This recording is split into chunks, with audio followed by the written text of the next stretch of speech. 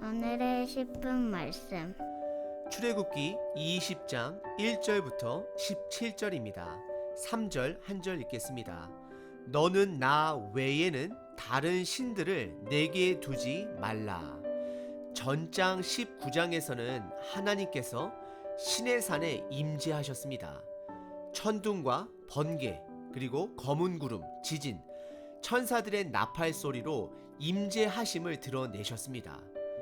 그리고 거룩하신 하나님과 죄악된 이스라엘 백성들 사이에 경계를 두심으로 하나님과 백성들 사이에 모세와 같은 중재자가 반드시 필요함을 우리들에게 보여주셨습니다. 모세는 예수님의 그림자입니다. 오늘 본문은 우리들이 한 번 이상은 들어본 십계명의 이야기입니다. 십계명은 반드시 외울 필요도 있고 그 내용을 이해할 필요도 있습니다. 왜냐하면 하나님이 주신 가장 기초적인 계명을 우리들이 10가지로 나눴지만 결국 하나의 뜻으로 묶여지기 때문입니다. 오늘 본문을 통해 십계명의 큰 그림을 함께 정리해보는 시간 되시길 바랍니다. 우리들은 흔히 구약은 율법에 중점을 둔 하나님의 이야기라고 말하기도 합니다. 그리고 율법의 가장 기초는 오늘 함께 살펴볼 십계명이라고 말을 합니다. 하지만 여러분들께서 자세히 들여다보시면 지금 현재 이스라엘 백성들은 애굽에서 홍해 사건을 통해 미리 구원을 받았습니다. 그리고 하나님이 불타는 떨기나무를 통해 본인의 임재를 처음으로 모세에게 드러낸 그 시내산에서 그에게 말씀하신 대로, 약속하신 대로 지금 현재는 모든 이스라엘 백성들이 애굽에서 나와 하나님 앞에 서게 되었습니다. 결국 구약 또한 하나님께서 그들을 선택하시고 구원하셨다라는 것입니다. 하나님의 구원 계획은 하나님의 주권으로 이스라엘 백성들을 선택하여 주시고 구원해 주시고 훈련시키는 가운데 현재 지금 약속의 땅에 다시 와서 공식적으로 그들에게 10가지 계명을 주시고 있는 것입니다. 그리고 사실 성경 오늘 본문에 보시면 이 계명들을 10계명, 10가지 계명이라고 말하고 있지는 않습니다. 그래서 동일한 본문을 가지고 있음에도 불구하고 유대교에서는 첫 번째와 두 번째 계명을 합쳐서 하나의 계명으로 보기도 하고 로마 카톨릭 같은 경우는 우상을 만드는 계명은 빠져 있고 10번째 계명을 둘로 나누어 보기도 합니다. 그래서 이 10가지 계명을 외우는 것이 뼈대 역할을 해주기는 하지만 우리들이 실질적으로 이 10가지의 계명의 뜻을 깨닫는 것이 더 중요한 것입니다. 우선 예수님께서는 이 10계명을 간단하게 두 계명으로 풀어주셨습니다. 그것은 마태복음 22장에 첫 계명으로는 내 마음을 다하고 목숨을 다하고 뜻을 다하고 힘을 다하여 주 너의 하나님을 사랑하라 말씀하셨습니다. 그리고 두 번째 계명은 이 첫 번째 계명과 동일하게 중요하게 내 이웃을 내 자신과 같이 사랑하라 말씀하십니다. 그리고 예수님께서 이 두 계명을 하나의 계명으로 묶으십니다. 나를 사랑하는 자는 나의 계명을 지키는 자다라고 말씀을 하시면서 결국 주변 사람들을 사랑하는 것이 하나님을 사랑하는 것이므로 이 두 계명을 하나로 묶고 있습니다. 10계명을 보통 1계명에서부터 4계명을 하나님과의 관계의 계명이라 말을 하고 5계명서부터 10계명까지 즉 6개의 계명은 사회 속의 인간과의 관계의 법을 말하고 있는 것입니다. 결국 하나님께서는 우리가 그분을 인격적으로 만나 변화를 받아 세상 속에서 다른 사람들과의 함께 살아갈 때에 하나님의 뜻, 즉 서로 사랑하기를 지금 바라고 계시는 것입니다. 그럼 우선 하나님과의 관계를 나타내는 첫 번째 계명서부터 네 번째 계명까지 살펴보겠습니다. 우선 1절과 2절은 10계명에는 포함되지는 않지만 뿌리가 되는 부분입니다. 하나님의 마음이 담겨 있는 부분인 것입니다. 1절에 하나님께서 말씀하고 있다라고 강조합니다. 이것은 모세의 생각이 아닌 하나님의 말씀인 것입니다. 그리고 2절에 하나님은 본인을 1인칭으로 표현하시며 나는 너를 애굽 땅 종되었던 집에서 인도하여 낸 너희의 하나님 여호와라라고 말씀하고 있습니다. 이것을 간단하게 표현하자면 내가 말한다. 난 너를 구원한 하나님이다 라고 말씀하고 있는 것입니다. 우선 3절에 첫 번째 계명인 나 외에는 다른 신을 두지 말라 명령하십니다. 이스라엘 백성은 애굽에서 노예로서 사람 중심의 신들을 많이 경험했습니다. 애굽의 왕은 그들의 신이었습니다. 하지만 이제 하나님께서 인간 사회 속의 중심이 되어 인간 중심이 아닌 하나님의 중심 사회를 하나님께서 가르치고 있는 것입니다. 하나님의 나라를 가르치고 있는 것입니다. 첫 번째 계명 나 외에 다른 신을 두지 말라라는 것을 두 가지로 표현한다면 첫 번째는 하나님만을 사랑해야 함을 말하고 있습니다. 그리고 두 번째는 다른 거짓 신들은 우상이므로 사랑이 아님을 말하고 있습니다.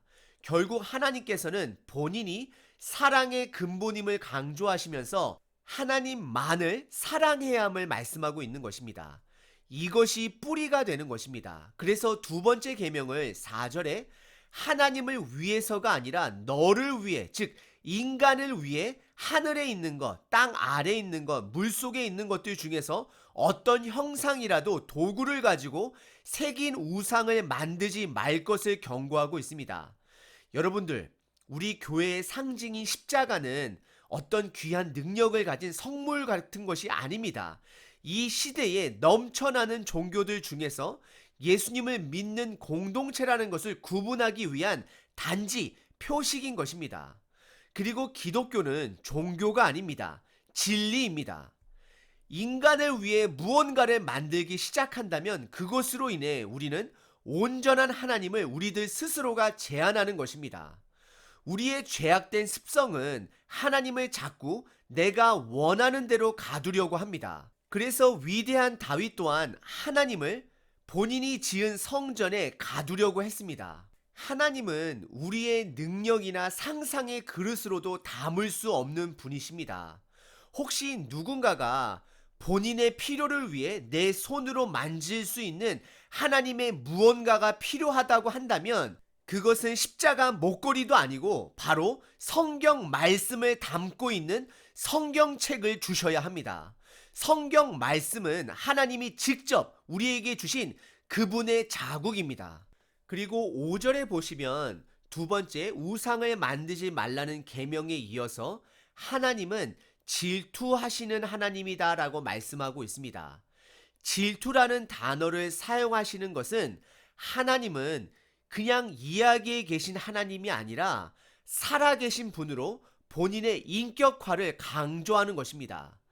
그리고 이어서 5절과 6절에서는 하나님을 미워하는 자는 3대까지 저주를 받지만 하나님을 사랑하는 자에게는 1000대까지 은혜를 베푸신다 표현하실 정도로 하나님 한 분만을 사랑하고 신으로서 여겨야 한다라고 강조하고 있는 것입니다.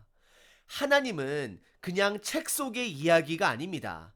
하나님은 지금도 살아 계셔서 내 사랑하는 배우자가 다른 사람을 만나면 분노하는 것처럼 우리들을 사랑하시기 때문에 질투하신다 말씀하십니다. 그리고 세 번째 계명은 7절에 하나님의 이름을 망령되이 부르지 말라 명령하십니다. 이것에 대한 설명은 로마서 2장 24절로 대신 설명하겠습니다. 기록된 바와 같이 하나님의 이름이 너희 때문에 이방인 중에서 모독을 받는도다 라고 말씀을 합니다. 결국 우리가 하나님의 자녀답게 살아야 함을 강조하고 있는 것입니다. 그리고 네 번째 계명은 8절에 안식일을 기억해야 하고 동시에 거룩하게 지내야 한다라고 지켜야 한다라고 말씀하고 있습니다. 이것은 우리들을 바쁘게 몰아가는 사회 속에 일주일에 한 번 모든 것을 잠시 멈추고 하나님과의 관계의 중요성을 다시 한번 깨닫고 다시 회복해야 함을 강조하고 가르치시는 것입니다. 첫 번째 계명서부터 네 번째 계명까지는 하나님과의 관계인 10계명을 다루었습니다. 첫 번째 계명, 하나님을 사랑하는 것이 이 계명의 뿌리가 되는 것입니다. 하나님을 사랑하면 우상을 사랑하지 않습니다. 그리고 하나님의 이름을 거룩히 여기는 삶을 살아갑니다. 그리고 안식일 날 하나님께서 나를 구해 주시고 나와 동행하신다라는 것을 다시금 기억함으로 하나님의 뜻대로 살아가기를 몸부림을 치는 것입니다. 그리고 10계명 중 사람과의 관계와 연관되어 있는 5계명서부터 10계명을 살펴보겠습니다. 하나님의 가르침은 머리로 아는 지식보다 삶 속에서 드러나는 순종인 것을 10계명을 봐서도 알 수 있습니다. 1계명서부터 4계명까지는 하나님의 관계라고 한다면 5계명서부터 10계명은 즉 6개의 계명은 삶 속에서 하나님의 뜻대로 살아야 함을 더 강조하고 있는 계명인 것입니다. 12절에 다섯 번째 계명인 부모를 공경해야 함을 말씀하고 있습니다. 이것은 실질적으로 부모님을 공경해야 함을 말하는 것이고 동시에 보이는 부모님을 공경하지 못하면 보이지 않는 하나님을 공경할 수 없음을 말하고 있는 것입니다. 그래서 다섯 번째 계명에는 약속이 있습니다. 부모를 공경하는 자는 생명이 길다라고 약속을 합니다. 결국 하나님을 신뢰하고 공경할 줄 아는 자는 영원한 생명을 얻는다라는 것을 말하고 있는 것입니다. 그리고 여섯 번째 계명은 13절에 살인하지 말라 명령하십니다. 생명은 하나님께 속한 것입니다. 그리고 예수님께서는 이 계명을 더 높게 완성하셨습니다. 그것은 다른 사람을 무시하는 말조차 살인이라 말씀하셨던 것입니다. 결국 우리는 서로 사랑하고 존중해야 하는 것을 말씀하고 있는 것입니다. 그리고 일곱 번째 계명은 14절에 간음하지 말라 명령하십니다. 이것은 결혼이 우리의 책임과 의무가 따른다라는 것을 강조하는 것입니다.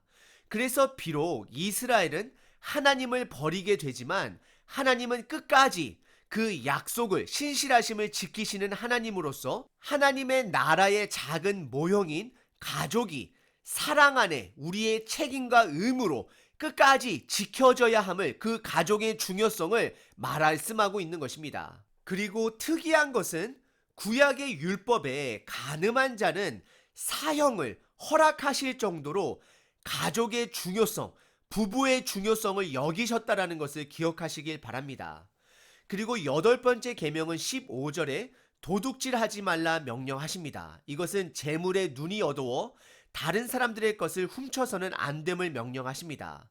그리고 아홉 번째 계명은 16절에 내 이웃에 대하여 거짓 증거하지 말라 말씀하십니다. 이것은 죄악으로 물든 인간 사회 속에 진리를 보존하기 위한 하나님의 명령인 것입니다. 위증은 법의 목적을 뒤흔드는 죄악인 것입니다. 하나님은 공정하신 분이십니다. 거짓 증거를 미워하시는 분이십니다. 그리고 마지막 열 번째 계명은 17절에 내 이웃의 집, 물건, 짐승, 사람들을 탐내서는 안 됨을 말하고 있습니다. 열 번째 계명은 죄의 근본을 말하고 있습니다. 이것은 탐심을 말하는 것인데요. 탐심이 결국 거짓 증언을 하게 하고 도둑질을 하고 간음하게 하며 살인까지 저지르게 되고 결국 부모와 하나님을 떠나게 되는 것입니다. 5계명서부터 10계명까지는 이웃과의 관계의 법을 말했습니다. 10계명은 교회 시대에 사는 저희들에게 율법으로는 하나님께 가까이 갈 수 없음을 말하고 있습니다. 저희들이 죄인이라는 것을 알려주고 있습니다. 시내산에서 백성들의 죄악됨으로 인해 하나님과의 사이에서 경계선이 있는 것처럼 우리는 거룩하신 하나님과 가까이 할 수가 없습니다.